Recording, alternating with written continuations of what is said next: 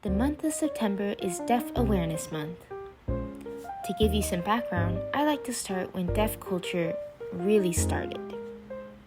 Deaf culture began through a journey of hardship and finding an identity in the hearing world.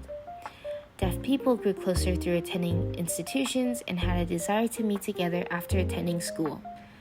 For instance, a big reason that this was formed was because of sign language. Because of the development of sign language and the journey against oralism, it wouldn't be a stretch to say a good portion of deaf culture found its roots in an educational environment.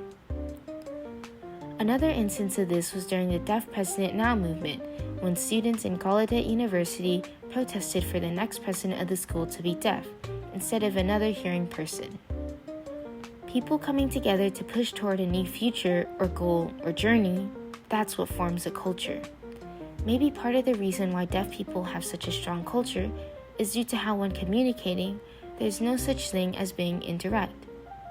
As everything is visual, if you have something to say, you can't try to go around a topic, otherwise no one will understand.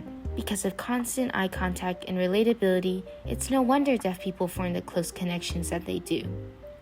Although only 3.6% of Americans are deaf, it may come as a surprise that there is such a rich and vivid culture among these people. Since it's Deaf Awareness Month, I'd like to go over a few common misconceptions about deaf people or deaf culture. And to clear up any misunderstandings, not all deaf people consider themselves to be a part of this culture, which isn't necessarily anything bad, as this information applies to either.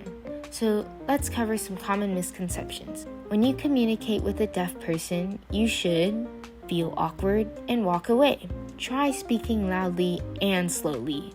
Maintain eye contact and put in an effort or be considerate when signing to them. Good job if you chose that last one. One of the most important parts of communicating with a deaf person is by maintaining eye contact. Although this applies to everyone really, this shows that you're actually paying attention in the conversation and are engaged.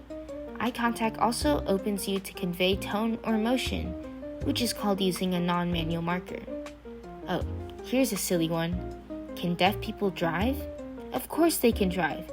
You don't necessarily need to hear to drive. Next one. All deaf people want to hear again. This is a hard one.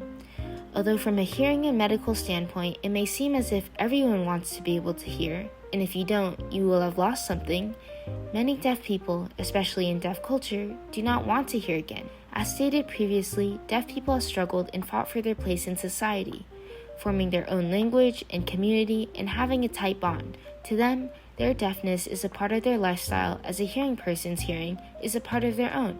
Additionally, hearing aids or cochlear implants do not necessarily recover total hearing and may sometimes even cause uncomfortability while not even improving anything. Hearing aids only amplify sound, not make it clearer.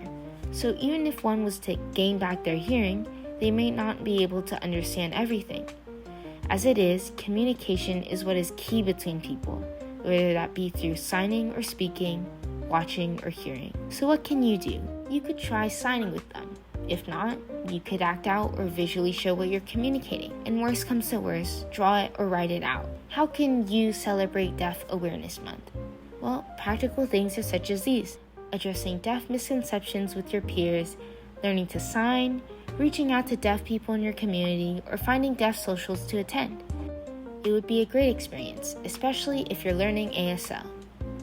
As the name suggests, I hope you became a little more aware on deaf culture and deafness as a whole and enjoyed the video. Thank you for watching.